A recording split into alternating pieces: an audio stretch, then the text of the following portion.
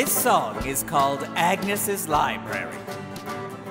And the song is about Agnes, and it's about the library. But Agnes's Library is not the name of the library. That's just the name of the song. And that's why I call this song Agnes's Library. You can check out books for free at Agnes's Library. You can check out books for free at Agnes's Library. You just walk right in, it isn't hard. Just make sure you don't forget your library card. You can check out books for free at Agnes's Library. Now, this story started one Thanksgiving ago. It was on 1 year ago on Thanksgiving when me and my buddy Fidgert had the day off, and we decided to return a book to Agnes at the library. Now, Agnes doesn't live in the library. She lives over on El Prado Road with her cat, Frankie. But you see, 3 weeks prior to this, even after the miserable experience I had the first time I visited the library, I decided I would give the library one more chance.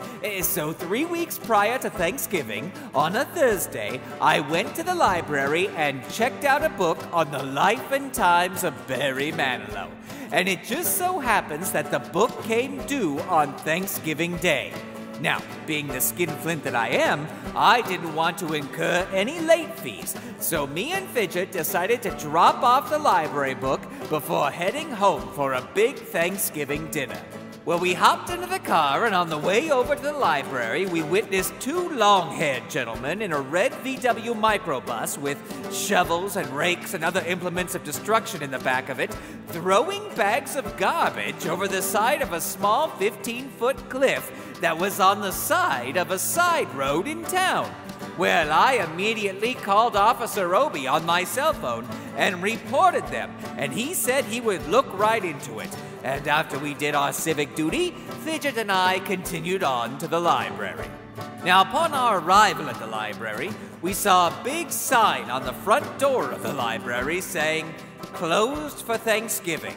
Well, I'd never heard of a library being closed on Thanksgiving before, so with tears in my eyes, I stood there in front of the library, knowing that full well with the library being closed and all, I would indeed incur late fees for not returning the biography of Barry Manilow by the due date, the total amount of which would have to come out of my personal money.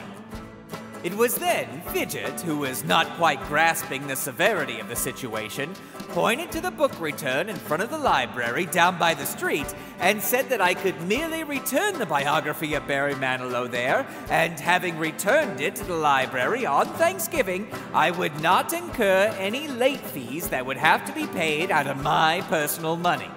He then added the words, "you big baby," to his previous statement about returning the book in the book return. Ignoring the epithet Fidgert had added to his previous statement, I picked myself up from the prone position I had thrown myself, dried my tears on my cape, and walked over to the book return.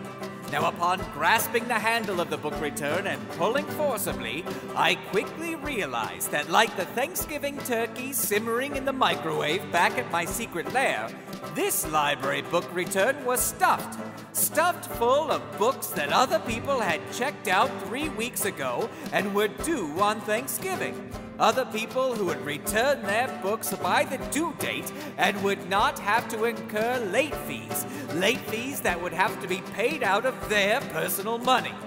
So Fidgert and I sadly returned back to the secret lair and sadly had a sad Thanksgiving dinner.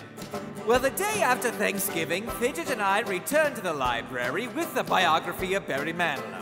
Agnes was there, and she did indeed fine me for the late return of the books, despite me telling her the story about the library being closed and the book return being full, and showing her the 27 8x10 color glossy pictures I had taken of the full book return, with circles and arrows and a paragraph on the back of each photo that I used as evidence in my case. I was fined 10 cents, the full amount of which was due immediately.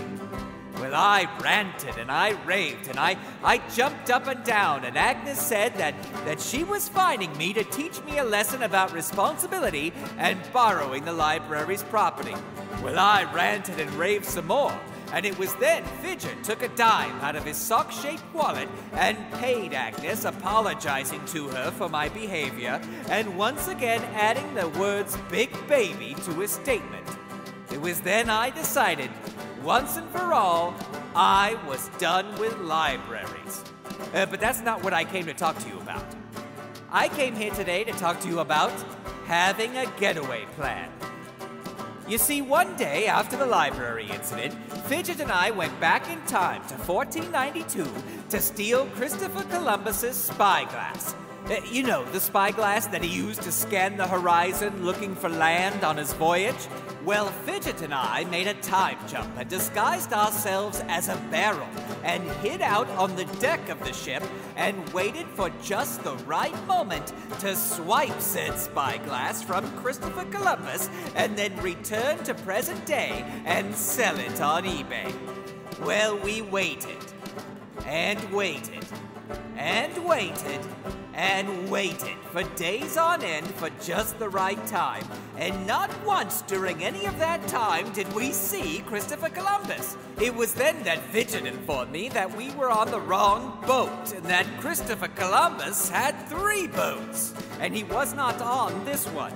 Well, I was enraged, and I began ranting and raving, and Fidgert told me to be quiet lest we be found out. He then added another epithet, the full details of which I will spare you from, but suffice to say it contained the word baby in it. Well, about that time, we were indeed found out by the crew of the ship that we were on, who were convinced that Fidgert and I were stowaways. I told them that we were not stowaways, but were in fact barrel makers who had had a mishap at the barrel manufacturing place. Well, they did not believe my story one bit, even after I showed them the 27 8x10 color glossy pictures of the full book return with the circles and arrows and a paragraph on the back of each one that I still had in my pocket from that day at the library. Fidgert then explained to me that the pictures would do no good here, and then he added just about the nicest epithet he's ever called me. Genius. Well, I thanked Fidgert for thinking so highly of my mental intellect, and he muttered back something or other about sarcasm. I don't know, I wasn't paying attention. But the next thing you know, the crew had hauled us up out of the barrel, and we found ourselves surrounded by a bunch of the angriest looking sailors you'd ever seen in your entire life. Well, that's when I realized I needed a getaway plan. And then I came up with one.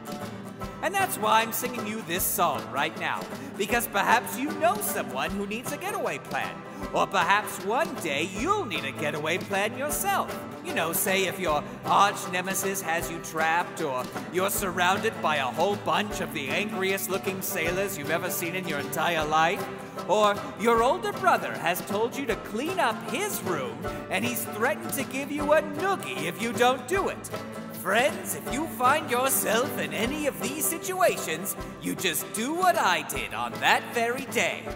You walk right up to them, you look them right in the eye, and you get a big smile on your face. And then you say the very phrase that I said that day on the ship. You can check out books for free at Agnes's Library. And then you run as fast as you can in the opposite direction. Or, if you're like me and have access to a time and space travel device, you make a time jump back to your home, and then you hide under your bed for the rest of the afternoon. But if you say that phrase, friends, your arch nemesis, or a bunch of angry sailors, or your older brother will just stand there and stare at you dumbfounded, because they will have absolutely no idea what you're talking about. And that's it. The evil mastermind, Dr. Steve's Agnes's Library getaway plan, patent pending. And just so you'll remember it, I want you to sing it along with me the next time it comes around on guitar. All right? Okay, here it comes now. Come on, Fidgert, snap it up. Let's play the part. All right, here we go. Here we go. You can check out books for free at Agnes's Library. You can check out books for free at Agnes's Library. You just walk right in, it isn't hard. Just make sure you don't forget your library card.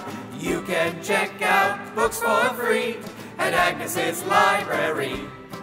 Oh, now that was just plain horrible. Do you people even want to get away? Look, you gotta sing it loud. Look, I've been singing this song here for the past 10 minutes, and I'll sing it for another 10 minutes. I will. I'm not proud or tired. So I want you to sing nice and loud and in 4-part harmony the next time it comes around. Okay, here we go. All together now. 1, 2, 3. You can check out books for free at Agnes's Library, accepting late fees. You can check out books for free at Agnes's Library. You just walk right in, it isn't hard. Just make sure you don't forget your library card. You can check out books for free at Agnes's Library. I'm talking Agnes's Library. Da-da-da-dee-dum, Agnes's Library. Ha-cha!